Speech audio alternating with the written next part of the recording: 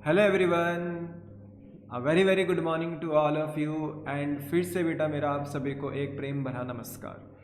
मेरे प्यारे बच्चों, आज की क्लास में हम डिस्कस करेंगे अपना लेक्चर नंबर 105, जो कि बेसिकली रिलेट करता है issue of debenture in terms of redemption से। यानी आज की क्लास में हम देखेंगे कि अगर एक कंपनी अपने डिबेंचर्स को इशू करती है बट इनकी रिडम्पशंस को ध्यान में रखते हुए, तो हम उसका बेसिकली ट्रीटमेंट कैसे कर सकते हैं, उसकी जर्नल एंट्री हम कैसे पास कर सकते हैं, वो आज की क्लास में हमने देखना है। जहां बेटा इशू ऑफ डिबेंचर करने से कंपनी के पास पैसा आता है, तो वहीं बेटा इन डिबेंचर्स के रिडीम करने से कंपनी के पास से पैसा जाता है। तो आज की क्लास में हमने देखना है कि अगर कंपनी डिबेंचर इशू कर रही है पर किस चीज को ध्यान में रखते हुए, इनकी रिडम्शन, डिबेंचर की रिडम्शन को ध्यान में रखते हुए, तो हम ऐसे में कैसे इनकी जर्नल एंट्री पास कर सकते हैं। और मेरे बच्चे, बोर्ड पॉइंट ऑफ व्यू से देखा जाए तो ये हर एक पूछे गए एग्जाम में आपसे पूछा जाता है। आप इसको बिल्कुल भी बेटा सेट असाइड नहीं रख सकते हो, क्योंकि अगर आपने इस टॉपिक को इग्नोर किया तो आप मान लीजिए कि आपके 3 to 6 मार्क्स गए। इसलिए मेरे बच्चे, आप इस टॉपिक को बहुत अच्छे तरीके से लर्न एंड अंडरस्टैंड करिएगा, यही मेरी आपसे आशा होगी। तो मेरे बच्चे, आज का जो हमारा लेक्चर है वो issue of debenture in terms of redemption के ऊपर होने वाला है। तो विदाउट एनी डिले स्टार्ट करता हूं मैं अपना आज का लेक्चर।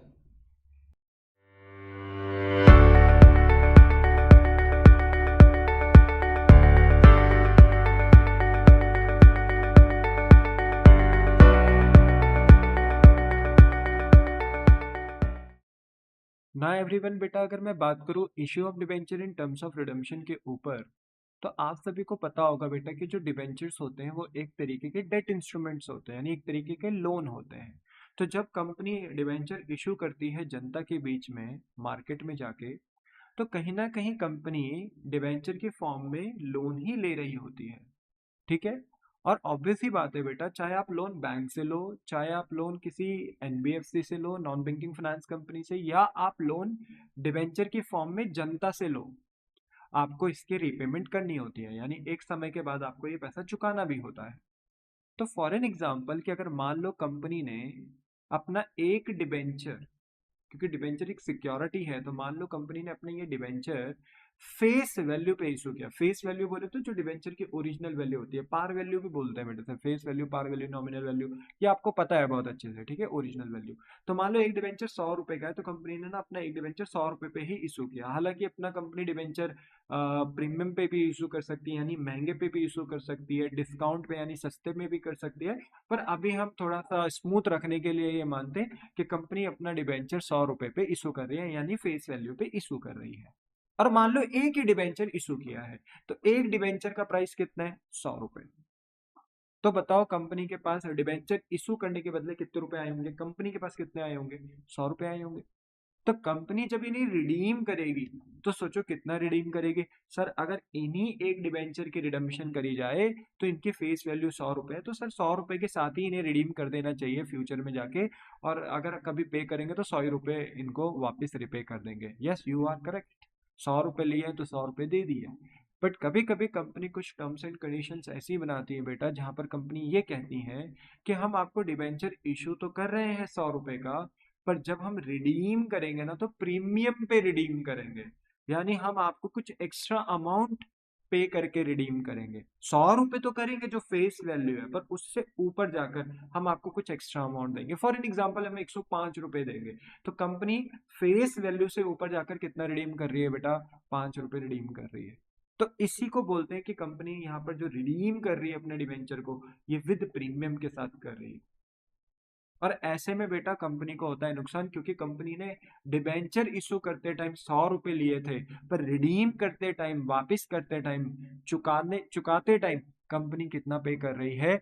105 रुपए पे कर रही है। तो बताओ यहाँ पर कंपनी को फ्यूचर में कितना नुकसान होने वाला है? 5 रुपए का नुकसान होने वाला है। और उसी नुकसान की रिकॉर्डिंग हम आज करते हैं with the help of prudence और कंजर्वेटिज्म कंसेप्ट, क्योंकि प्रूडेंस और कंजर्वेटिज्म कंसेप्ट ही हमें अलाउ करते हैं कि अगर फ्यूचर में कोई ऐसा एक्सपेंस होने वाला है जो प्रोबेबल है और जिसके होने से बिजनेस की डिसीजन मेकिंग में इम्पैक्ट पड़ सकता है, तो हम उस एक्सपेंस को आज ही रिकॉर्ड कर सकते हैं। दैट्स वाई बेटा, अगर हम अपने डिवेंचर को रिडीम कर रहे हैं प्रीमियम पे यानी फेस वैल्यू से ऊपर जाकर, तो वहां पर कंपनी का नुकसान होता है और कंपनी को उस नुकसान को आज ही इशू ऑफ डिवेंचर के टाइम पे रिकॉर्ड करना होता है, क्योंकि जब कंपनी डिवेंचर इशू करती है तो कंपनी को यह बात बहुत अच्छे से पता होती है कि जब हम इन्हें रिडीम करेंगे तो कैसे करेंगे। और अगर कंपनी को पता है कि हम प्रीमियम पे रिडीम करेंगे, एक्स्ट्रा अमाउंट पे रिडीम करेंगे, तो हमें फ्यूचर में लॉस हो रहा है, तो एज पर कंजर्वेटिज्म और प्रूडेंस कंसेप्ट हमें उस लॉस को आज ही क्या कर देना चाहिए, रिकॉर्ड कर देना चाहिए। तो इसी पूरे कंसेप्ट को बोला जाता है issue of debenture from the redemption point of view. बोलो, क्या आपको बात समझ में आती है? The answer is yes. तो यहाँ लिखा हुआ है, देखो बेटा, the issue of debenture in terms of redemption refers to how a company issue of debenture while specifying the method and timing of their repayment यानी redemption। तो कह रहे हैं debenture in terms of redemption का मतलब होता है कि कंपनी कैसे इशू करेगी डिबेंचर को, वाइल ये बताते हुए कि किस मेथड से, किस तरीकों से और कितने टाइम पर जाकर, किस समय पर जाकर कंपनी अपने डिबेंचर को क्या करेगी, रिडीम। रिडम्पशन का मीन होता है बेटा repaying the principal amount to the debenture holder at a maturity और एज पर एग्रीड टर्म। रिडम्पशन का मतलब होता है जो अमाउंट आपने डिबेंचर होल्डर से लिया था, लोन जो लिया था, प्रिंसिपल अमाउंट जो आपने लिया था, उस अमाउंट को आप मैच्योरिटी पीरियड पे जाकर यानी ड्यू डेट पर जाकर जब आप रिडीम करते हो, that is known as redemption. ठीक है, तो कई बच्चों को रिडम्पशन समझ में नहीं आता। रिडम्पशन का मतलब होता है बेटा जब हम डिवेंचर्स को उनका पैसा एक स्पेसिफिक टाइम पीरियड पे जाकर रिपे करते हैं, तो that is known as redemption. ठीक है, तो यहाँ पे हमने ना, देखो मेन यही है कि हमने इशू ऑफ डिवेंचर की एंट्री लगानी है। बस एक चीज यहाँ पर ध्यान रखनी है कि हमने रिडम्पशन को ध्यान में रखना है कि हम फ्यूचर में जाकर कुछ एक्स्ट्रा अमाउंट तो नहीं दे रहे। अगर एक्स्ट्रा अमाउंट दे रहे तो जितना एक्स्ट्रा दे रहे हैं वो हमारा लॉस है, हमें उसे आज रिकॉर्ड करना पड़ेगा। ठीक है, यही बात मैंने आपको यहाँ एग्जाम्पल के अकॉर्डिंग भी बताई है। एग्जाम्पल मैंने अभी भी डिस्कस कर लिया। जैसे मान लो कंपनी ने एक डिवेंचर इशू किया 100 रुपए का, 100 रुपए मतलब फेस वैल्यू। ठीक है, तो कंपनी को एक डिवेंचर इशू करके कितने रुपए मिले होंगे बताओ? 100 रुपए मिले होंगे। तो ये कंपनी को कितने रुपए मिले? 100 रुपए मिले, अमाउंट रिसीव्ड हुआ। पर कंपनी जब कल के दिन कभी रिडीम कर रही है तो कह रही है कि हम एक डिवेंचर पे आपको कितना रिडीम करेंगे? 100 रुपए। तो कंपनी ने लिए भी कितने डिवेंचर इशू करने पे? 100, और रिडीम करते टाइम दे भी कितना रही है? 100। यहाँ पर कंपनी को फ्यूचर में कोई नुकसान नहीं हो रहा है। पर अगर हम दूसरा केस देखें तो यहाँ पर कंपनी डिवेंचर इशू कर रही है 100 रुपए के साथ, तो कंपनी को कितना रुपए मिल रहा है? 100। पर जब कंपनी डिवेंचर रिडीम कर रही है तो कितना रिडीम कर रही है? 105, यानी फेस वैल्यू से ऊपर जाकर। तो कंपनी को मिल 100 रहे हैं पर कंपनी रिडीम कितना कर रही है? 105। तो बताओ कंपनी कितना एक्स्ट्रा अपनी जेब से पे कर रही है? 5 रुपए कंपनी को ज्यादा यहाँ पर पे करने पड़ रहे हैं। और कब करने पड़ रहे हैं? फ्यूचर में। बट उसकी रिकॉर्डिंग हम आज ही इशू ऑफ डिवेंचर के टाइम पे ही कर देंगे। उस लॉस को हम आज ही रिकॉर्ड करेंगे। कैसे करेंगे वो अभी हम डिस्कस करेंगे, बट यस कर देंगे। ठीक है, अब देखो, डिबेंचर आप इशू कर सकते हो पार पे यानी फेस वैल्यू पे, प्रीमियम पे, डिस्काउंट पे। ये आपको करना आता है। Debenture issue at par, premium, discount. हम डिबेंचर को फेस वैल्यू पे, ओरिजिनल वैल्यू पे भी इशू कर सकते हैं, महंगे पे भी इशू कर सकते हैं, डिस्काउंट पे भी इशू कर सकते हैं। सब आप पढ़कर आ रखे हो। बट मेन कंसर्न ये है कि हम रिडीम कर रहे हैं आइदर एट पार या तो हम फेस वैल्यू पे ही रिडीम कर रहे हैं। देखो फेस वैल्यू पे रिडीम करते हैं तो कोई प्रॉब्लम नहीं है, ये एग्जांपल नंबर 1 उसी का था। बट अगर हम प्रीमियम पे करते हैं रिडीम, फेस वैल्यू से 1 रुपए भी अगर हम ऊपर जाकर रिडीम करते हैं, तो बेटा ये हमारा नुकसान होता है और उस नुकसान की रिकॉर्डिंग हमें आज करनी होती है। तो डिवेंचर रिडीमेबल एट पार क्या है? It means debenture are redeemable, कि आप डिवेंचर को रिडीम करोगे फ्यूचर में एट देयर नॉमिनल यानी फेस वैल्यू, जो उनकी ओरिजिनल वैल्यू उसी पे रिडीम करोगे। पर डिवेंचर रिडीमेबल एट प्रीमियम का मतलब क्या होता है? इट मींस डिवेंचर को आप रिडीम करोगे फ्यूचर में but at a value that is higher than their nominal यानी फेस वैल्यू। फेस वैल्यू से ऊपर जाकर अगर आप रिडीम करो, that is known as redeemable at premium and depending on the term of issue and redemption of debenture. ठीक है, कि term of issue and redemption of debenture को अगर ध्यान में रखा जाए तो आपके पास कितने केसेस बनते हैं? 6 केसेस बनते हैं रिडम्पशन के। कितने केसेस बनते हैं? 6 केसेस बनते हैं। तो देखो, issued at par, issued at discount, issued at premium. तो आप पार पे इशू करो, डिस्काउंट पे इशू करो, प्रीमियम पे इशू करो, फर्क नहीं पड़ता, आप ये आराम से कर सकते हो, ये हमने पढ़ भी रखा है। अच्छा, आप रिडीम क्या कर रहे हो? देखो पार पार पार। तो अगर आप रिडीम पार पे कर रहे हो यानी फेस वैल्यू पे कर रहे हो तो फ्यूचर में कोई नुकसान थोड़ी है ना? मान लो एक डिबेंचर 100 रुपए का है और आप 100 रुपए ही दे रहे हो भाई, 100 रुपए पे ही रिडीम कर रहे हो, ठीक है, 100 रुपए पे ही रिडीम कर रहे हो, तो कोई नुकसान थोड़ी, ठीक है। पर अगर आप इशूड कर रहे हो पार डिस्काउंट या प्रीमियम पे, ठीक है, ये हम आराम से कर सकते हैं, बट रिडीम कर रहे हो आप प्रीमियम पे, मान लो आप 105 रुपए पे रिडीम कर रहे हो, 105 रुपए पे, तो आपको हर केस में कितने रुपए का नुकसान हो रहा है, 5 रुपए का, क्योंकि एक डिबेंचर 100 रुपए का ओरिजिनली, और आप रिडीम कर रहे हो प्रीमियम पे। तो याद रखना, अगर आप रिडीम कर रहे हो पार पे ना, तो कोई प्रॉब्लम नहीं, कोई दिक्कत नहीं, बट अगर आप रिडीम कर रहे हो एट प्रीमियम पे, तो फ्यूचर में होता है नुकसान, क्योंकि हम फेस वैल्यू से ऊपर जाकर पे कर रहे हैं, और फिर ऐसे में उस नुकसान को हमें आज ही इशू के टाइम पे क्या करना होता है, रिकॉर्ड करना होता है, ठीक है। अच्छा, कह रहे हैं आगे जाके, when debenture redeemable at premium, जब आप डिबेंचर को रिडीम करते हो एट प्रीमियम पे, तो आपको loss on issue of debenture and premium on redemption of debenture को एडजस्ट करना पड़ता है। रीजन बिंग, देखो, अगर आप फ्यूचर में अपने डिबेंचर को रिडीम करते हो किस पे, प्रीमियम पे, तो ऐसे में आपको फ्यूचर में होता है लॉस, और उस लॉस के रिकॉर्डिंग हम करते हैं आज इशू के टाइम पे, तो हम उसको बोलते हैं loss on issue of debenture, ठीक है। और क्योंकि उतना ही अमाउंट आपको फ्यूचर में एक्स्ट्रा पे भी करना है, तो आपकी लाइबिलिटी भी है, तो उसे लाइबिलिटी बनाया जाता है premium on redemption of debenture के नाम से। तो एक तरफ ये लॉस होता है और दूसरी तरफ ये लाइबिलिटी होता है।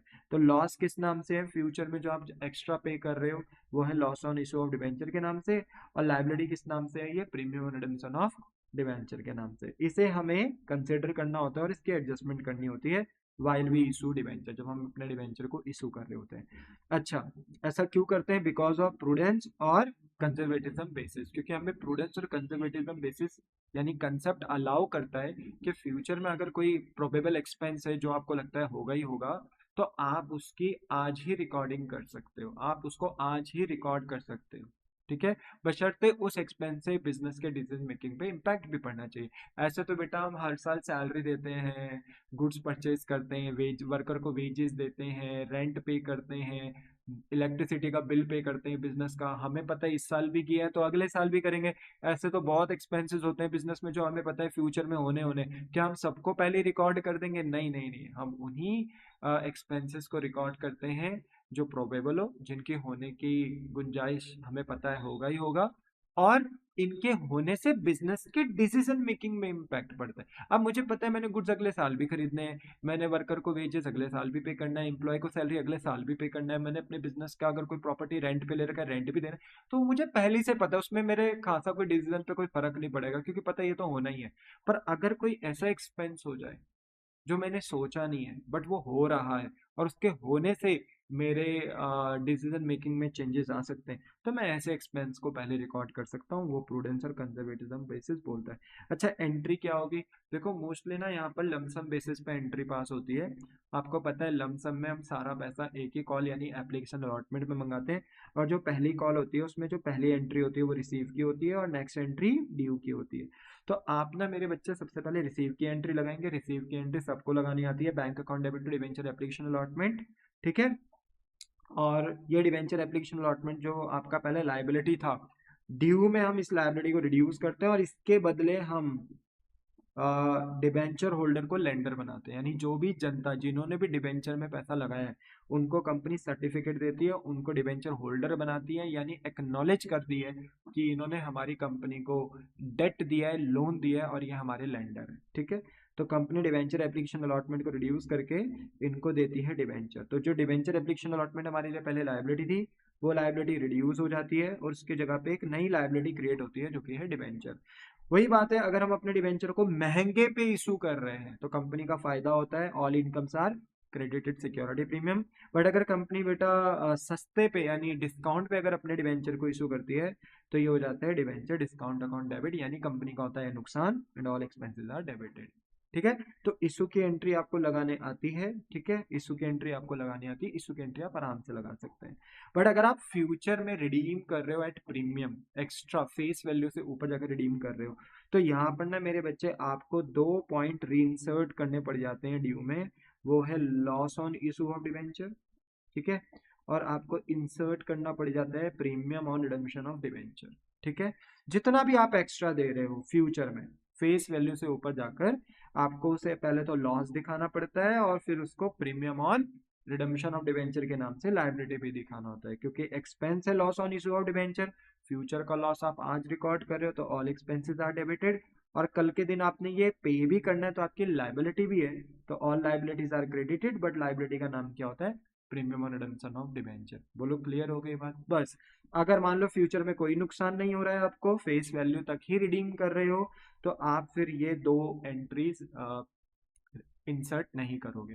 बोलो क्या आपको बात समझ में आ गई? The answer is yes. तो सबसे पहले अपनी नॉर्मल इशू की एंट्री लगाओ और चेक करो फिर बाद में कि आप रिपे कर रहे हो एट प्रीमियम। अगर कर रहे हो तो loss on issue of debenture को अपना एक्सपेंस दिखाओ और प्रीमियम रिडम्पशन ऑफ डिवेंचर को अपना बोलते हैं ना कि लायबिलिटी दिखा दो, बस बात खत्म। बाकी क्वेश्चन आपका टिप पे है, ठीक है। अच्छा एक बात मैं आपको यहाँ पे और बताना चाहूंगा, हमारा जो बोर्ड है ना बेटा, सीबीएसई की जो बुक्स हैं एनसीईआरटी की, उसमें क्या होता है कि ये जो हमने डिस्काउंट पे आज जो हमने अपने डिवेंचर इशू करे हैं डिस्काउंट पे, तो ये भी हमारा नुकसान है जो हम अपने डिवेंचर को आज ही सस्ते पे इशू कर रहे हैं, और अगर मैं फ्यूचर में अगर अपने डिवेंचर्स को महंगे पे रिडीम कर रहा हूँ तो ये भी मेरा नुकसान है loss on issue of debenture के नाम से। तो सीबीएसई वाले क्या करते हैं बेटा, एनसीईआरटी की जो बुक्स होती है सीबीएसई की, वो क्या करती हैं कि इन दोनों को ना मर्ज कर देती हैं और इनको एक ही नाम से दिखा देती हैं, loss on issue of debenture. तो आप ऐसे भी कर सकते हो, ठीक है, कोई प्रॉब्लम नहीं, आप इनको एक ही नाम से दिखा दो, कोई दिक्कत थोड़ी, ठीक है। और अलग अलग भी दिखा सकते हो, आपकी मर्जी, ठीक है। चलो तो इतनी बात समझ में आ गई? Answer is yes. फिर डिफरेंस बिटवीन है premium on issue of debenture and premium on redemption of debenture. देखो कई बच्चों को ना इस प्रीमियम में दिक्कत होती है, क्योंकि एक प्रीमियम हम इशू के टाइम पे रिसीव्ड करते हैं और एक प्रीमियम रिडेम्पशन के टाइम पे देते हैं। तो कई बच्चे ना इन दोनों प्रीमियम को एक ही मान लेते हैं, तो याद रखना एक प्रीमियम आपको इशू के टाइम पे मिलता है। तो जब कंपनी डिवेंचर इशू करती है ना तो कंपनी को प्रीमियम मिलता है, क्योंकि इशू के टाइम पे कंपनी के पास पैसा आता है। तो कंपनी अगर अपने डिवेंचर को महंगे पे इशू कर रही है तो कंपनी के पास ज्यादा पैसा आता है, वो कंपनी का फायदा होता है। पर रिडीम, अगर रिडीम का मतलब होता है चुकाना, जब कंपनी चुकाएगी रिडीमेबल करेगी, तो अगर प्रीमियम पे करेगी तो वहां पर कंपनी एक्स्ट्रा अमाउंट चुका रही है, यानी एक्स्ट्रा अमाउंट पे कर रही है, ये कंपनी का नुकसान होता है, तो याद रखना। इसी बात को बेटा यहाँ पे डिफरेंशिएट किया गया है कैपिटल और कैपिटल प्रॉफिट और लॉसेस के बिहाफ पे, कि जो premium on issue of debenture होता है वो एक तरीके का सिक्योरिटी प्रीमियम होता है, फायदा होता है। ये एक तरीके का कैपिटल प्रॉफिट होता है जो यूज्ड होता है for the purpose mention under section 52(2). तो आपको पता है बेटा कि सेक्शन 52 सब सेक्शन 2 के अंदर कुछ डिफाइन करे गए हैं एरियाज जहां पर हम इस सिक्योरिटी प्रीमियम के पैसे को यूटिलाइज कर सकते हैं। हम हर जगह जो सिक्योरिटी प्रीमियम का पैसा होता है जो इशू ऑफ डिबेंचर पे हमें रिसीव्ड होता है, जो कैपिटल प्रॉफिट होता है, हम इसको हर जगह यूटिलाइज नहीं कर सकते। इसके लिए आप मेरी प्रीवियस क्लास देख सकते हो शेयर्स की, वहां पे मैंने बताया भी है कि प्रीमियम का पैसा हम कहाँ कहाँ यूटिलाइज कर सकते हैं। अच्छा, बाकी जो हम प्रीमियम रिडेम्पशन ऑफ डिबेंचर होता है बेटा, जो हम रिडेम्पशन ऑफ डिबेंचर के टाइम पे प्रीमियम पे करते हैं, ये रिसीव नहीं करते, ये पे कर रहे होते हैं, तो ये हमारे एक तरीके का कैपिटल लॉस होता है, ठीक है। नेचर जो हम प्रीमियम रिसीव्ड करते हैं बेटा इशू ऑफ डिबेंचर के टाइम पे, वो एक तरीके का रिजर्व होता है, सिक्योरिटी प्रीमियम रिजर्व।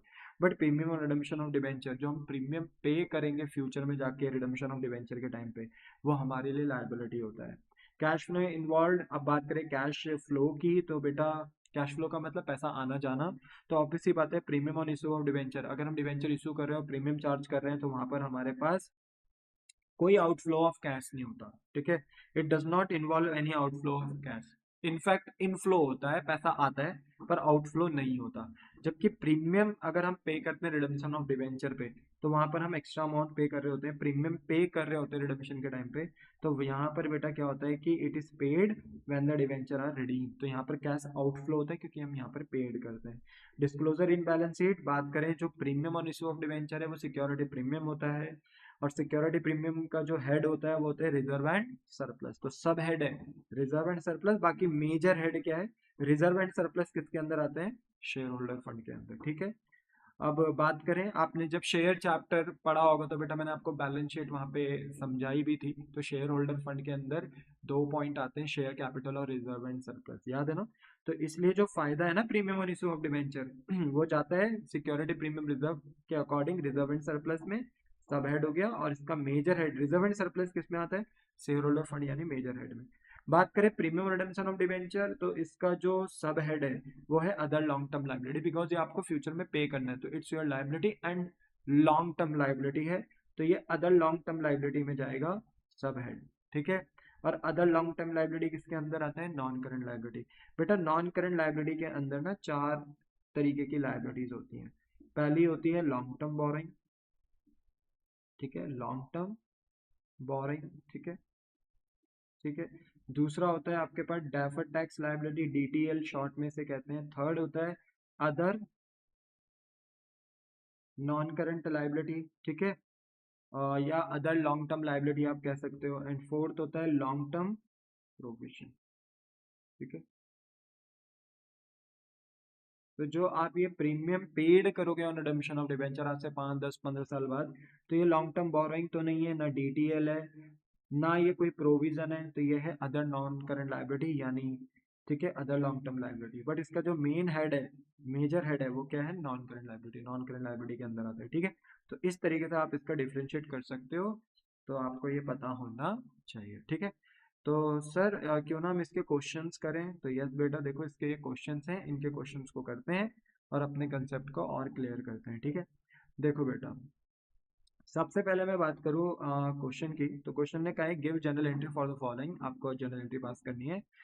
तो यहाँ पे पहले केस में बोला है कि आप इशू कर रहे हो 1 लाख रुपीज के डिवेंचर। पहली बात, ये नंबर ऑफ डिवेंचर्स नहीं है, ये 1 लाख रुपीज के डिवेंचर है, टोटल डिवेंचर, कॉमा 9% डिवेंचर, ठीक है। कितने परसेंट वाले डिवेंचर है? 9% वाले। और ये 100 ईच पे पार पे इशू करे गए हैं, 100 ईच एट पार, यानी फेस वैल्यू पे इशू करे गए हैं, ठीक है।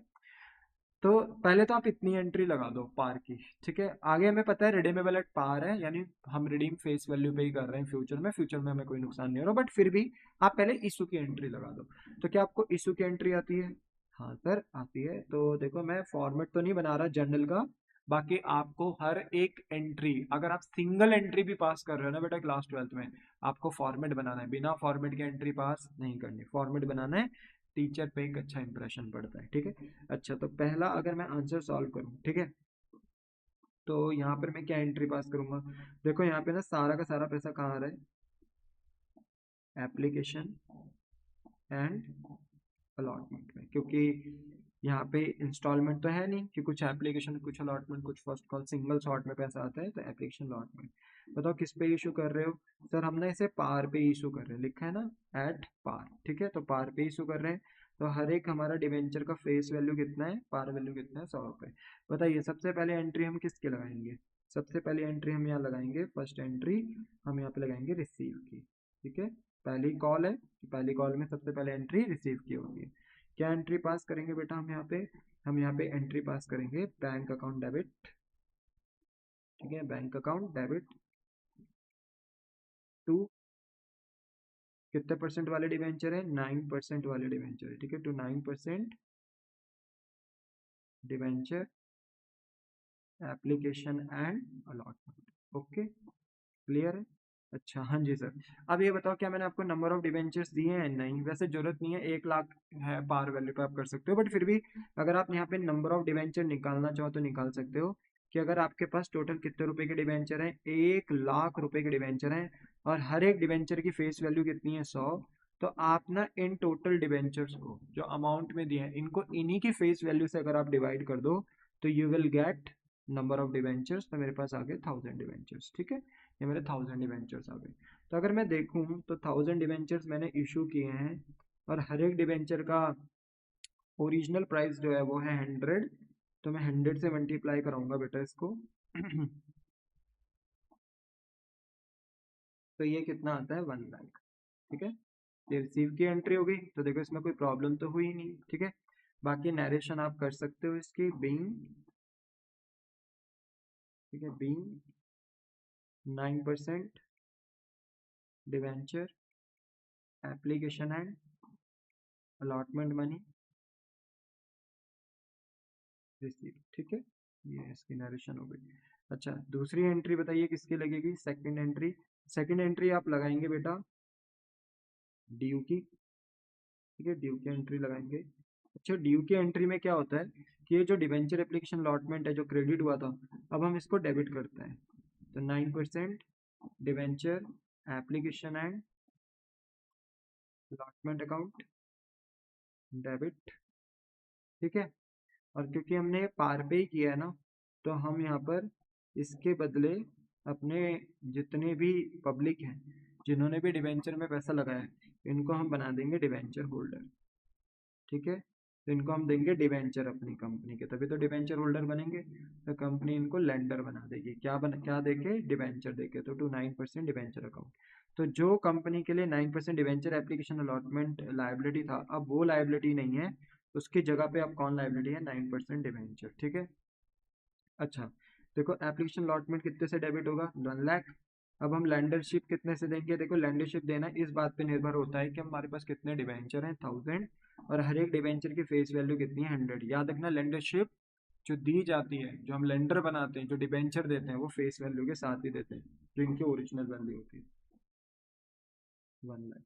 तो यहाँ पे इसकी नरेशन हो जाएगी, बीइंग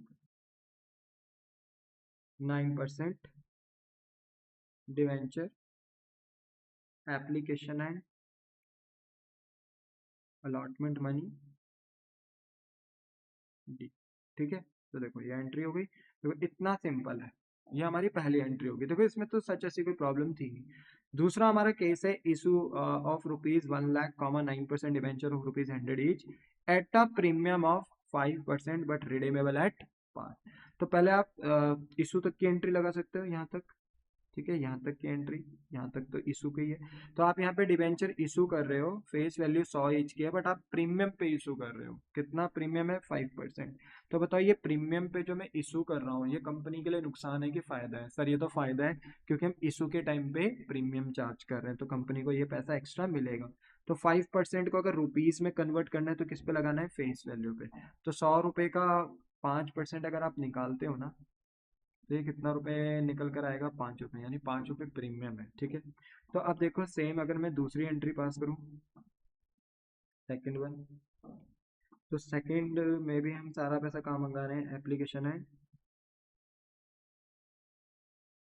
अलॉटमेंट में। ठीक है, एप्लीकेशन अलॉटमेंट में कितना मंगा रहे हैं बताओ, क्या 100 रुपये मंगा रहे हैं, नहीं नहीं सर, 100 रुपये तो मंगा रहे हो, फेस वैल्यू तो मंगाओगे डिवेंचर की, पर आप ना सर 5 रुपये एक्स्ट्रा मंगा रहे हो, क्योंकि आप प्रीमियम चार्ज कर रहे हो। ठीक है, अच्छा देखो मैं ना इसी को कॉपी कर लेता हूँ बस, क्योंकि मुझे ना इसी में थोड़े बहुत चेंजेस करने होंगे। इसको कॉपी करता हूँ,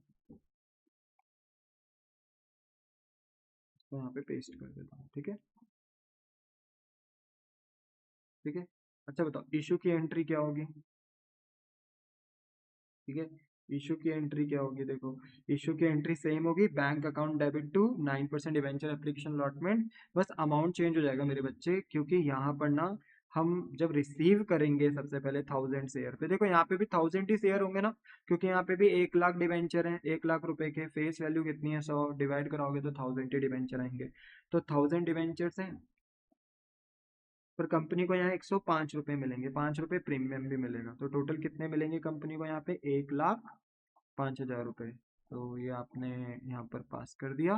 और फिर डिवेंचर एप्लीकेशन अलॉटमेंट में कितना डेबिट हो जाएगा ड्यू में, 1,05,000। पर आप जो लैंडरशिप देंगे ना, वो तो फेस वैल्यू पे ही दे सकते हो। तो फेस वैल्यू तो डिवेंचर की कितनी है, 100, इसी के साथ हम इन्हें लेंडर बनाएंगे, तो डिवेंचर जो दिए जाएंगे वो 100 रुपये के साथ, यानी 1 लाख रुपए के दिए जाएंगे। पर कंपनी को ना देखो यहाँ पे क्रेडिट में 5,000 का बैलेंस दिखाई दे रहा है, तो वो कंपनी का ना फायदा माना जाएगा, and all incomes are credited. देखो डिबेंचर लायबिलिटी है इसलिए क्रेडिट हुआ, as per rules of accounting all liabilities are credited, but security premium को हम क्यों क्रेडिट कर रहे हैं, बिकॉज ये कंपनी का फायदा है। और इसको निकाल, वैसे तो बैलेंसिंग फिगर आ गया ये, बट अगर आप निकालना चाहें तो 1000 × 5 करके ये आराम से निकाल सकते हैं।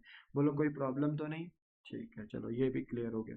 तो हमारी ना देखो ये एंट्री हो गई। अब ये देखो, क्या फ्यूचर में आप प्रीमियम पे रिडीम कर रहे हो, तो लिखा है रिडीमेबल एट पार, तो यहाँ पर भी ना आप रिडीम पार पे ही कर रहे हो, यानी फ्यूचर में ना आप कितना दोगे पता है डिवेंचर को, फ्यूचर में आप ना 1 लाख के दोगे पार पे।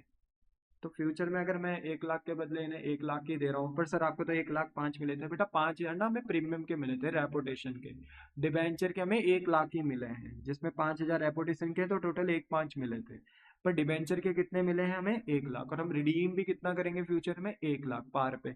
तो हमें कोई नुकसान नहीं हो रहा है फ्यूचर में, तो हम उस नुकसान को आज यहाँ पे रिकॉर्ड भी नहीं करेंगे। ठीक है, तो सिंपल है ये वाला भी।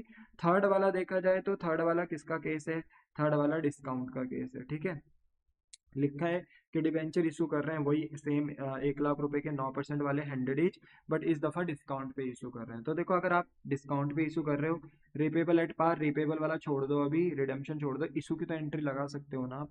तो यहाँ पे आप डिस्काउंट पे इशू कर रहे हो, कितना परसेंट डिस्काउंट है? 5%। 100 का 5% अगर आप निकालते हो तो 5 रुपये निकल कर आएंगे। तो यहाँ पर ना मेरे बच्चे देखो, थर्ड एंट्री अगर मैं करूँ, थर्ड वन, तो थर्ड एंट्री सेम वही, सारा पैसा एक ही कॉल में आ रहा है, एप्लीकेशन एंड अलॉटमेंट। ठीक है, क्या लगता है? 100 रुपए का तो बेटा डिवेंचर है फेस वैल्यू का, पर हम ना 5 रुपए का डिस्काउंट दे रहे हैं, तो मैंने 100 - 5 लिखा है। इसका मतलब ये है कि जो लेंडर शिप दी जाएगी, जो लेंडर बनाएंगे हम पब्लिक को अपनी कंपनी में, वो 100 रुपए का बनाएंगे, पर पैसे ना हम इनसे 100 रुपए नहीं ले रहे, 5 रुपए कम यानी 95 ले रहे हैं। तो वी राइट डाउन एज 100 - 5। ठीक है, यहाँ पर भी देखो मैं सेम कॉपी कर देता हूँ, चलो मैंने कॉपी तो कर ही रखा है, यहाँ पेस्ट कर देता हूँ सीधा। ठीक है, अच्छा मुझे बताओ कि कंपनी को कितने रुपए मिलेंगे? ठीक है, चेंज कर देता हूँ। ठीक है,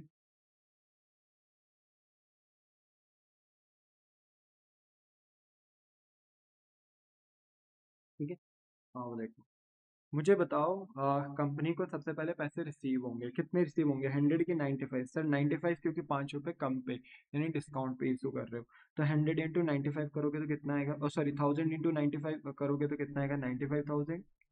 ठीक है, तो ये 95,000 बैंक में डेबिट हो गए, 95,000 डिवेंचर एप्लीकेशन अलॉटमेंट में क्रेडिट हो गए। ड्यू में हम क्या करेंगे? डिवेंचर एप्लीकेशन अलॉटमेंट को डेबिट करेंगे 95 से, और ओनरशिप कितने, ओ सॉरी, लैंडरशिप कितने से देंगे? देखो शेयर्स में ओनरशिप दी जाती है तो वहाँ शेयर कैपिटल आता है, ड्यू में हम डिवेंचर की जगह पे शेयर कैपिटल लिखते हैं, बट यहाँ ये शेयर्स नहीं है, ये डिवेंचर है, हम यहाँ लैंडरशिप दे रहे होते हैं। तो यहाँ शेयर कैपिटल या डिवेंचर कैपिटल मत लिखना, डिवेंचर आएगा सीधा। ठीक है, तो आप बताओ हम जो लैंडरशिप देंगे वो कितने से देंगे? फेस वैल्यू के साथ। तो 1000 डिवेंचर पे 100 रुपीज कितना बनता है? ये 1 लाख। ठीक है, लैंडरशिप तो पूरी 1 लाख जाएगी। हमने 95 मांगे, वो कंपनी की अपनी गलती है, वो कंपनी का अपना डिसीजन मेकिंग है, बट हम यहाँ पर जो सर्टिफिकेट देंगे वो कितने का देंगे? 1 लाख का। और ऐसे करने पे कंपनी को ना 5,000 रुपये का क्या हो गया बेटा? नुकसान। और इसका नाम क्या लिखा जाएगा? बताओ, ये फ्यूचर में नुकसान हो रहा है कि ये आज ही हो रहा है? सर ये तो आज ही हो रहा है ना, हम डिबेंचर इशू कर रहे हैं तो डिस्काउंट पे, तो इसका नाम लिखेंगे 9% डिबेंचर डिस्काउंट अकाउंट डेबिट। तो ये इशू की एंट्री है, ये आप आराम से लगा सकते हो। बोलो, क्लियर हो गया? तो ये भी आप कर सकते हो, कोई कोई कोई प्रॉब्लम नहीं है यहाँ पे। ठीक है, आप जैसे तो ये बैलेंस आ गया था 5,000, बट अगर आप निकालना भी चाहो तो 1000 × 1000 डिवेंचर पे कितने रुपए का डिस्काउंट है? 5। आराम से मल्टीप्लाई करके निकाल सकते हो। वैसे ही ना मेरे बच्चे, हमारे पास एक फोर्थ पॉइंट है, इसको भी देखेंगे। यहाँ पे लिखा है कि हम 1 लाख रुपए के डिवेंचर इशू कर रहे हैं, 9% वाले, 100 ईच एट पार। ठीक है, पार पे इशू कर रहे हैं। ठीक है, बट हम इन्हें रिपे करेंगे एट अ प्रीमियम ऑफ 5%। तो इससे ये पता चल गया कि फ्यूचर में आप कुछ ज्यादा ही पे कर रहे हो, 5% फेस वैल्यू से ऊपर जाके कर रहे हो। तो आज जब इशू ऑफ डिवेंचर आप करोगे तो आपको वो फ्यूचर का लॉस रिकॉर्ड करना पड़ेगा। तो ठीक है, ये रिपेबल एट प्रीमियम वाला पॉइंट अभी 2 मिनट के लिए हम पोस्टपोन करते हैं, पहले हम नॉर्मल इशू की एंट्री लगाते हैं। तो इशू की एंट्री तो लगा सकते हो, ये पार की हो गई। और अगर ये पार की है तो सेम एंट्री ये किसकी तरह हो गई? पहले वाली की तरह, क्योंकि आपने पहले वाले डिवेंचर भी पार पे इशू किए थे, और फोर्थ वाले भी आप पार पे इशू कर रहे हो, वैल्यूज वगैरह सेम है। तो मैं इसको कॉपी कर देता हूँ यहाँ पे। ठीक है, तो देखो फोर्थ है, यहाँ पे आप सारा पैसा एक ही कॉल में यानी एप्लीकेशन एंड अलॉटमेंट पे मंगाएंगे। ठीक है, और 100 रुपीज फेस वैल्यू पे है। ठीक है, ये फोर्थ वाला केस। अब यहाँ पर हम देखो डिजिटल है। ठीक है, तो मैं कॉपी पेस्ट कर देता हूँ, समय बच जाएगा हमारा। ठीक है, पूरी एंट्री सेम है, पूरा का पूरा सेम है, यही एंट्री पास होगी। हाँ, ठीक है, क्योंकि पार पे है ना, तो पूरा सेम, क्योंकि डिवेंचर की वैल्यू तक भी सेम है, क्योंकि 1000 डिवेंचर है, फेस वैल्यू 100 है, तो सब सेम है। तो यहाँ पर जब आपको पैसा रिसीव होगा ना मेरे बच्चे, तो फेस वैल्यू पे ही होगा।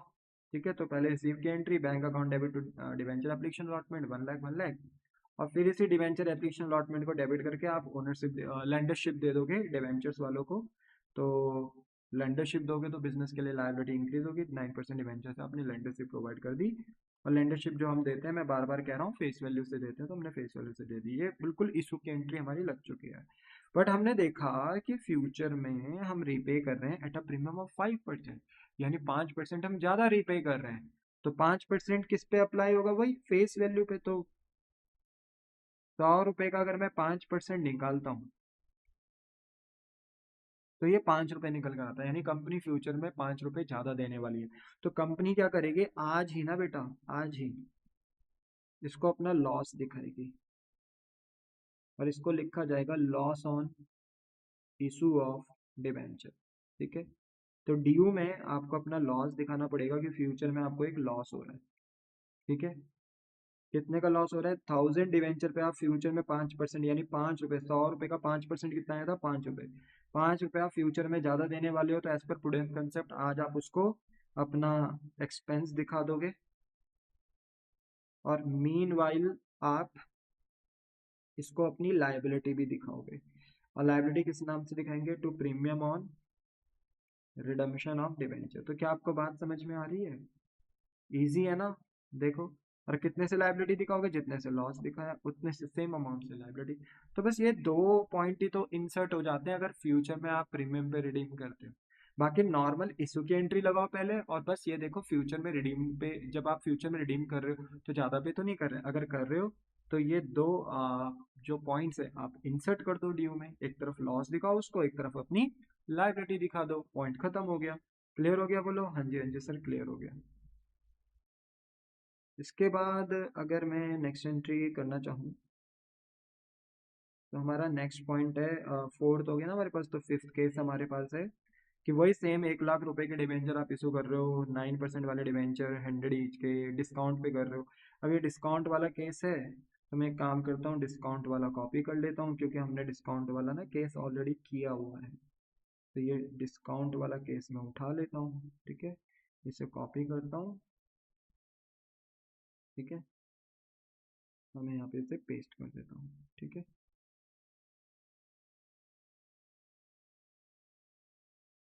ठीक है, ये मेरे डिस्काउंट वाला केस है।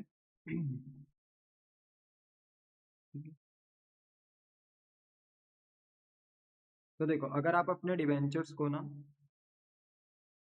1 लाख रुपीज के डिवेंचर्स को 9% डिवेंचर वाले जो हैं 100 ईच पे इशू तो कर रहे हो, but at a discount of 5% कर रहे हो, तो ऑब्वियसली बात है 100 - 5 हो जाएगा, क्योंकि डिवेंचर की जो लेंडरशिप है वो तो 100 रुपए की ही जाएगी, फेस वैल्यू 100 का है, पर आप 5 रुपए कम मांग रहे हो। तो जब आप रिसीव में पैसा रिसीव करोगे तो 1000 डिवेंचर पे 95 मिलेगा, यानी 95,000, 95,000। फिर जब आप ड्यू करोगे तो यही डिवेंचर एप्लीकेशन अलॉटमेंट क्या हो जाएगा? क्रेडिट से डेबिट। और इसके बदले हम अपने जो पब्लिक है उनको लेंडर बनाएंगे, यानी उन्हें डिवेंचर होल्डर बनाएंगे। क्या देकर? अपनी कंपनी के डिवेंचर देकर। जैसे कंपनी डिवेंचर देगी तो कंपनी की लायबिलिटी बढ़ जाएगी, क्योंकि डिवेंचर एक तरीके का लोन होता है। तो डिवेंचर जो हम देंगे तो फेस वैल्यू के साथ ही देंगे, ओरिजिनल वैल्यू के साथ। तो 1000 × 100, 1 लाख। ऐसे में कंपनी को बेटा नुकसान हुआ कितने का? 5 रुपए का, क्योंकि कंपनी ने 5 रुपए का क्या दिया था?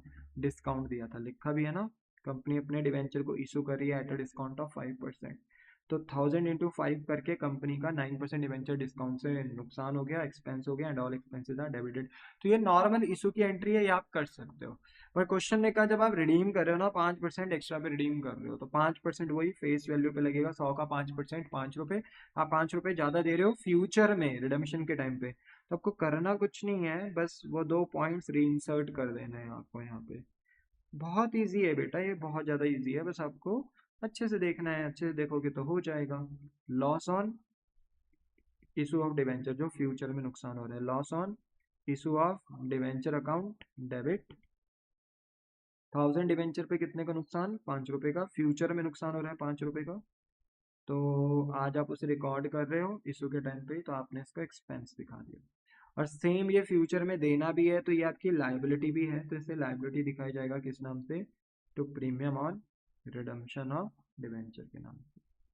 बोलो बोलो, क्या आपको बात समझ में आती है? The answer is yes. ठीक है, बोलो हाँ आती है। ठीक है, आनी चाहिए आपको समझ में। बहुत इजी कंसेप्ट है ये, और कितने से दिखा देंगे? 5000 से। क्लियर हो गई बात? तो ये एंट्री भी यहाँ पर हमारी क्लोज डाउन हो गई। ऐसे ही ना देखो, ये सिक्स्थ वाला है, ये आपको आराम से घर में लगाना है। सर आपके तो हर क्वेश्चन में number of debenture thousand thousand ही आते हैं, क्योंकि टोटल अमाउंट ऑफ डिवेंचर आपके पास 1 लाख ही थे। क्या हमारे पास भी ऐसा ही होगा? नहीं बेटा, डिपेंड करता है हर केस पे, आपका नंबर ऑफ डिवेंचर या total amount of debenture change हो सकता है। पर फर्क क्या पड़ता है?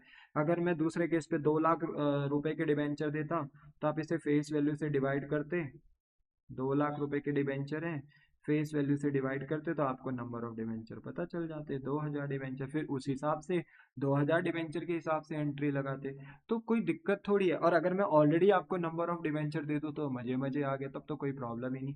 यहाँ पर ना थोड़ा सा आपको चीजें स्मूथली समझा सकूं, इसलिए हर केस में मैंने number of total amount of debenture, या you can say number of debenture क्या रखे हैं, सेम रखे हैं। अच्छा, तो फिफ्थ वाला जो केस है ये आप खुद करेंगे। इसमें 1 लाख रुपीज के डिवेंचर है 9% वाले और 100 ईच के साथ। ये हम प्रीमियम पे इशू कर रहे हैं। तो देखो, प्रीमियम पे ना हमने ऑलरेडी डिवेंचर इशू कर किया हुआ है। देखो, हमने दूसरा वाला केस किया था ना, ये प्रीमियम पे ही तो इशू है। और ये लास्ट वाला केस भी तो सेम प्रीमियम पे ही है। ठीक है, तो जैसे हमने ये दूसरा वाले केस की एंट्री करी थी वैसे ही करनी है। बस यहाँ पर हम फ्यूचर में रिडीम कर रहे हैं एट अ प्रीमियम ऑफ 5%। 5% पे हम फ्यूचर में ज़्यादा रिडीम करें, तो ये हमारा फ्यूचर का नुकसान है, जिसे हम आज रिकॉर्ड कर देंगे लॉस के नाम से, और उसी को क्या दिखा देंगे, अपनी लायबिलिटी। बस ये 2 पॉइंट इंसर्ट करने होंगे एंट्री के अंदर, तो आप, मुझे लगता है कि आराम से ये कर सकते हैं। ठीक है, तो ये फिफ्थ सिक्स्थ वाला आपका होमवर्क है। अच्छा, इसके बाद हमारा ना नेक्स्ट क्वेश्चन है क्वेश्चन नंबर 2। ए लिमिटेड यहाँ पे इशूड कर रहे हैं 2000, देखो यहाँ पे ना रुपीज नहीं है, ये नंबर ऑफ डिबेंचर है। ठीक है, 2000 10% डिबेंचर ऑफ रुपीज 100 ईच के साथ। कब कर रहे हैं? 1 जनवरी 2014 को। यहाँ डेट भी दे दी आपको किस डेट पे कर रहे हैं, और कर तो रहे हैं ये इशू, पर कर रहे हैं एट अ डिस्काउंट ऑफ 10%। ठीक है, तो यहाँ तक का जो पॉइंट है ये है इशू का, और इसके आगे बोल दिया कि जब कभी फ्यूचर में रिडीम करेंगे तो एट अ प्रीमियम ऑफ 10%, यानी 10% महंगे पे करेंगे। अच्छा, ये रिडीमेबल वाला वाला पॉइंट ना 2 मिनट स्किप करो, पहले नॉर्मल इशू की एंट्री तो लगा सकते हो। तो ये डिबेंचर इशू कर रहे हैं हम डिस्काउंट पे, तो फटाफट हमने फॉर्मेट बनाया। ठीक है, देखो यहाँ बना रखा था, क्योंकि एक सिंगल क्वेश्चन है, ये सिंगल पॉइंट है। यहाँ मल्टीपल थे, मुझे सारे समझाने थे, इसलिए मैंने यहाँ फॉर्मेट नहीं बनाया, बट आपको याद रखना हर एंट्री में फॉर्मेट बनाना है। तो 2014 आपका सन है, 1 जनवरी को आप सबसे पहले एंट्री पास करेंगे एप्लीकेशन अलॉटमेंट की, और ऑब्वियसली बात है यहाँ पे आप 10% का डिस्काउंट दे रहे हैं, तो 10% किस पे लिखिएगा? फेस वैल्यू पे। जो भी परसेंटेज है वो किस पे कैलकुलेट होती है? फेस वैल्यू पे। तो 100 का 10% निकालेंगे तो 10 रुपये आता है बेटा, 100 - 10। तो यहाँ पर ना देखो, हम सबसे पहले रिसीव की एंट्री लगाएंगे, तो एंट्री वही हो जाएगी, बैंक अकाउंट डेबिट टू, कितने परसेंट वाले डिवेंचर हैं? 10% वाले, तो to 10% debenture application allotment account. ठीक है, तो बताइए 2000 डिवेंचर हैं, कितने रुपए आ रहे होंगे कंपनी के पास? 100 रुपए की 10 रुपए कम। तो यहाँ पे ना कंपनी ने 10% का डिस्काउंट, यानी 10 रुपए का डिस्काउंट दिया है, तो कंपनी को जो पैसा रिसीव होगा ना वो 100 नहीं 90 रुपए होगा। 2000 इंटू 90 करेंगे तो कितना आएगा? 1,80,000, 1,80,000। वो लोग क्लियर हो गया? ठीक है, इसके बाद कंपनी ड्यू करेगी, तो जिस 10% डिवेंचर एप्लीकेशन को हमने क्रेडिट किया था, लाइब्रेरी दिखाया था, अब उसको रिड्यूस करेंगे, डेबिट करेंगे, क्योंकि उसके बदले ना हम लैंडरशिप देंगे अपने डिवेंचर्स, यानी डिवेंचर होल्डर्स को। तो किस नाम से हम लैंडरशिप देते हैं? डिवेंचर के नाम से। अब एक बार बताओ, आपके पास आया कितना? 1,80,000 एप्लीकेशन अलॉटमेंट में। बट आप लैंडरशिप जो देंगे, आप जो लैंडरशिप देंगे इसके बदले, वो कितने से देंगे? 2000 डिवेंचर के ऊपर 100 रुपए से देंगे, क्योंकि एक डिवेंचर का रियल कीमत फेस वैल्यू 100 रुपए, सर्टिफिकेट 100 रुपए पे जाएगा। 2000 इंटू 100 करेंगे तो लैंडरशिप कितने की दी जाएगी? 2 लाख रुपए की। पर आप एक बार बताओ, कंपनी लैंडरशिप दे रही है डिबेंचर की फॉर्म में 2 लाख रुपए से, अपनी लाइबिलिटी दिखा रही है 2 लाख रुपए से, पर कंपनी के पास पैसा आया कितना था? 1,80,000 आया था। तो कंपनी को जो ये 20,000 रुपए कम मिले ना इशू के टाइम पे, ये हो गया डिस्काउंट, तो 10% डिवेंचर डिस्काउंट अकाउंट डेबिट। ठीक है, तो ये थी नॉर्मल किसकी एंट्री? देखो, ये वाला पॉइंट, ये वाला पॉइंट और ये वाला पॉइंट, ये नॉर्मल इशू की एंट्री है। मैंने बस बेटा बीच में ना यहाँ पे 2 पॉइंट्स आपके इंसर्ट कर दिए, एक loss on issue of debenture और एक प्रीमियम रिडम्पशन ऑफ डिवेंचर। ये क्यों इंसर्ट करना पड़ा? क्योंकि मैं फ्यूचर में रिडीम कर रहा हूँ एट अ प्रीमियम ऑफ 10%। 10% ज्यादा, तो फेस वैल्यू से ज्यादा, तो फेस वैल्यू का 100 रुपए का 10% निकाला, तो ये 10 रुपए निकल कर आता है। 100 रुपए का 10% निकालोगे, 10 रुपए निकल कर आएगा। तो यानी आप फ्यूचर में 10 रुपए ज्यादा दे रहे हो, तो 2000 डिवेंचर पे मैं 10 रुपए ज्यादा दे रहा हूँ, तो आज मैं उसको अपना लॉस दिखाऊंगा। फ्यूचर का लॉस है, पर कंजर्वेटिज्म कंसेप्ट के अकॉर्डिंग आज ही दिखा दूंगा। तो loss on issue of debenture account debit. ठीक है, 2000 डिवेंचर पे 10 रुपये 20,000। और सेम मेरे बच्चे में इसको लाइबिलिटी भी दिखाऊंगा, प्रीमियम रिडेम्पशन ऑफ डिवेंचर के नाम से ड्यू में कितना 20,000 रुपये से सेम। बोलो बात समझ में आ गई। तो ये दो पॉइंट तो इंसर्ट किए। अगर मैं फ्यूचर में रिडीम करता हूँ एट अ प्रीमियम ऑफ 10%, पार पे करता रिडीम, पार पे करता, प्रीमियम वाला पॉइंट ही ना होता, पार पे करता, कोई प्रॉब्लम नहीं थी, तब ये 2 पॉइंट नहीं आते, क्योंकि मैं तब पार पे ही, यानी 100 रुपये वालों को 100 ही रुपये दे रहा होता है। यानी अगर 2000 डिवेंचर है, 100 रुपये की मैंने लैंडरशिप दी है, 2 लाख रुपए की लैंडरशिप दी है, तो मैं 2 लाख ही दे रहा होता, तो मुझे कोई फ्यूचर में लॉस नहीं होता पार पे, अगर मैं पार पे रिडीम करता। बट मैं ये रिडीम किस पे कर रहा हूँ, प्रीमियम पे, इसलिए मुझे फ्यूचर में नुकसान हो रहा है, जिसके रिकॉर्डिंग मैं आज loss and risk of debenture के नाम से कर रहा हूँ, उसको अपनी लायबिलिटी भी दिखा रहा हूँ। ठीक है, बोलो बात समझ में आई? अब ये क्वेश्चन नंबर 3 है, ये आपको घर से खुद लगाना है। बोलो कर सकते हो कि नहीं कर सकते हो? ठीक है, सब समझ में आ जाएगा। ये डी वाले में याद रखना, रिडीमेबल एट 2.5% प्रीमियम है, तो 2.5 निकाल सकते हो ना। 100 रुपये का 2.5 कितना होगा? 2.5%, तो ये होगा आपका 2.5 रुपीज ही होगा, है ना। 2.5 रुपीज, तो 2.5 रुपीज, तो 30,000 डिबेंचर पे आप 2.5% प्रीमियम पे करोगे रिडीम के टाइम पे, यानी आपको फ्यूचर में 2.5 रुपये ज्यादा देने हो रहे हैं। तो 30,000 का 2 मल्टीप्लाई बाई 2.5 करोगे, तो ये पता है कितना आएगा? जहां तक मुझे लगता है 75,000 आएगा। ठीक है, कर लूँ मैं सॉल्व एक बार, वैसे तो यही आएगा। ठीक है, 2.5, यस 75,000। तो 75,000 आप फ्यूचर में ज़्यादा दे रहे हो, तो बस आज आप उसको इशू के टाइम पे ड्यू में लॉस भी दिखाओगे और उसको सेम लाइबिलिटी भी दिखाओगे प्रीमियम रिडेम्पशन और डिवेंचर के नाम से। तो कर सकते हो आराम से, सारे पॉइंट हो सकते हैं। ये घर से करके लाना ही आपका होमवर्क है। और इसी के साथ बेटा हमारा ये जो कंसेप्ट है ना, ये खत्म होता है। अब अगर आप इसको कॉपी करना चाहते हो, तो आप इन डाटा को कॉपी कर सकते हो, जिससे कि आप फ्यूचर में इनका रिवीजन करना चाहो तो रिवीजन कर सकते हो। और याद रखना ये कंसेप्ट इतना इंपॉर्टेंट है बेटा, ये एग्जाम में आता था, आप इसको बिल्कुल कवर करके जाना। और मेरी मेरे यहाँ पे आपसे ना बोलते हैं कि शर्त है, गारंटी है बेटा यहाँ पर मेरी आपसे, कि ये पॉइंट आता ही आता है पेपर में, आप बिल्कुल छोड़कर मत जाना, इसको करके जाना, आपके पूरे पूरे मार्क्स आने चाहिए इसमें। ठीक है, तो ये भी हो गया, इसको भी आप रिकॉर्ड कर दें, एंट्रीज भी रिकॉर्ड कर दें। डिफरेंस है premium on issue of debenture, redemption of debenture, ये भी आप कर लेना। फिर ये क्वेश्चन है, ठीक है, इसको कर लेना। इसके आंसर्स हैं .1 .2, फिर जो केस 3 का आंसर है, ये केस 4 का आंसर है, इसको आप कॉपी कर लेना। ये केस 5 का आंसर है। ठीक है, यहाँ पे मैंने लिखा नहीं, पर ये 5 का आंसर है। ठीक है, 5 का।